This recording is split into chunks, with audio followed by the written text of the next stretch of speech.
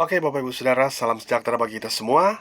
Selamat kita berjumpa kembali di channel Paulus Pinontolan Tirayo, di program Setiap Hari Bersama dengan Yesus. Saat ini saya akan menemani Bapak Ibu Saudara beberapa waktu ke depan. Namun sebelum Bapak Ibu Saudara nonton video ini, bagi yang belum subscribe, silakan subscribe channel ini. Dan jangan lupa tekan tombol subscribe-nya. Kemudian komen dan like sebanyak-banyaknya. Lalu kemudian share agar Bapak Ibu Saudara mendapatkan notifikasi dari khotbah-khotbah atau renungan-renungan dari saya. Dan terima kasih kepada Bapak Ibu Saudara yang sudah subscribe channel ini. Semoga channel ini makin berkembang berkat dukungan, support dari Bapak Ibu dimanapun berada. Kalau Bapak Ibu Saudara memiliki tema, silakan kirimkan di kolom komentar tema Bapak Ibu Saudara, dan saya akan membawakan tema itu. Dan Bapak Ibu Saudara, jika Bapak Ibu Saudara membutuhkan layanan doa, silakan tuliskan pengeluhan atau doa-doa Bapak Ibu Saudara di komentar di bawah ini. Dan saya akan memberikan tema khotbah hari ini adalah kapan harus maju. Mari kita buka Alkitab kita lihat firman Tuhan kita yang terdapat di dalam 2 Samuel pasal 5 ayat 17 sampai ayat yang ke-25. Kita lihat firman Tuhan dan kita baca. Oke, kita temukan sama-sama. Kalau kita sudah temukan, kita lihat dalam kitab 2 Samuel pasal yang kelima ayat 17 sampai 25. Firman Tuhan katakan begini. Ketika didengar orang Filistin bahwa Daud telah diurapi menjadi raja atas Israel, maka majulah semua orang Filistin untuk menangkap Daud. Tetapi Daud mendengar hal itu. Lalu ia pergi ke kubu pertahanan. Ketika orang Filistin itu datang dan memencar di lembah Refaim, bertanyalah Daud kepada Tuhan, "Apakah aku harus maju melawan orang Filistin itu? Akan kau serahkankah mereka ke dalam tanganku?" Tuhan menjawab Daud, "Majulah, sebab aku pasti akan menyerahkan orang Filistin itu ke dalam tanganmu." Lalu datanglah Daud di Baal Perasim dan memukul mereka kalah di sana. Berkatalah ia, "Tuhan telah menerobos musuhku di depanku seperti air menerobos."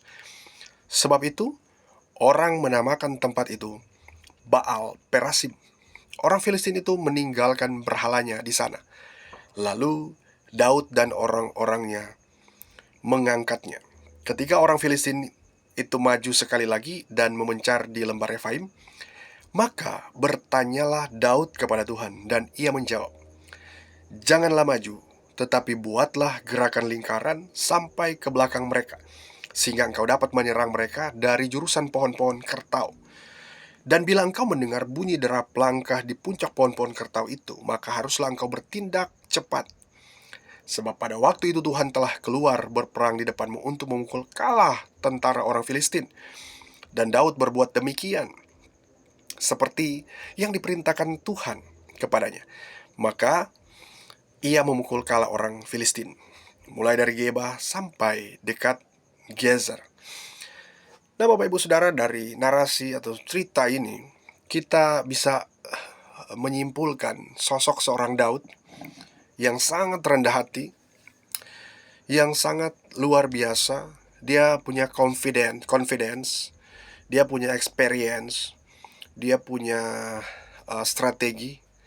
Orangnya berani, bahkan dia orang yang tidak pernah takut dengan bahaya. Tapi suatu waktu orang lain ingin menyerang dia, orang lain ingin mengalahkan dia, raja-raja lain ingin mengalahkan dia. Tetapi ada hal yang menarik yang kita perlu pelajari dari seorang Daud atau sosok seorang raja ini. Kalau kita baca di ayat-ayat yang kita sudah baca tadi, maka kita menemukan beberapa kata. Maka bertanyalah Daud kepada Tuhan. Nah, ini sangat menarik. Ironisnya, banyak orang tidak lagi bertanya kepada Tuhan. Dia menganggap bahwa dia tuh lebih pintar, dia tuh lebih punya experience, dia punya pengalaman, dia punya kemampuan, dia orangnya berkompeten. Itu memang baik kalau kita punya hal itu. Dia punya talenta, dia punya pengalaman yang jam terbangnya itu sudah sangat banyak dan nggak mungkin dia salah gitu. Tetapi Daud, dia tahu keterbatasan dia sebagai manusia, maka dia bertanya kepada Tuhan. Biasanya orang yang makin diangkat lebih tinggi, orang yang makin punya posisi, itu akan merasa bahwa ini tuh karena aku nih punya, ya itu kan semua karena aku, semua karena saya, bukan karena si A, bukan karena si B. Tapi Daud, dia adalah orang yang sangat rendah hati. Dia begitu mengakui kedahsyatan keluar biasaannya Tuhan, sehingga dia harus berserah, dia bertanya kepada Tuhan, dan God to the answer. Tuhan menjawab dia, ya. Jadi kita kadang-kadang tuh merasa bahwa karena kita bisa, karena biasa kan gitu, karena mungkin ya kita sering melakukan hal tersebut, kita sudah jarang bertanya kepada Tuhan. Padahal sebelum-sebelumnya kita itu rajin sekali bertanya kepada Tuhan. Tapi karena mungkin jam terbangnya tinggi, sehingga kita berprinsip bahwa nggak mungkin lah ini terjadi seperti itu. Dan pada akhirnya, di last time-nya, pada akhirnya orang tidak akan melihat lagi pertolongan Tuhan. Hal yang nggak mengenakan yang terjadi. Mengapa? Karena tidak lagi bertanya kepada Tuhan. Tentu, Bapak Ibu Saudara, ini yang perlu kita pahami dimanapun kita berada. Ada beberapa realita mengapa kita perlu bertanya kepada Tuhan, ya. Kapan kita harus maju, dan kita harus bertanya kepada Tuhan, ya. Bertanya kepada Tuhan adalah sebuah keharusan. Siapapun kita harus bertanya. Tentu kita bertanya kepada Tuhan dengan cara, dengan kita membaca firman.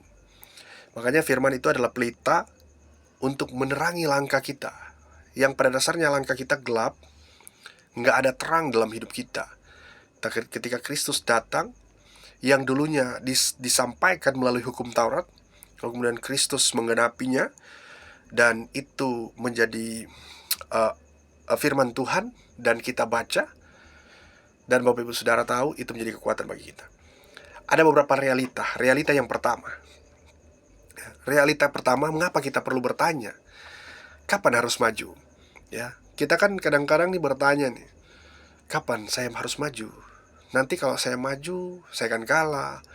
Nanti kalau saya nggak maju, nanti saya diomongin orang gitu. Kapan kita harus maju? Nah, ini realitanya. Karena kita bukan maha tahu. Daud tahu bahwa dia itu nggak maha tahu, ya. Kita tuh tidak tahu strategi, ya. Kita tidak tahu strategi si jahat itu seperti apa, ya. Tapi ketika kita bertanya kepada Tuhan, Tuhan tuh sangat tahu. Karena dia itu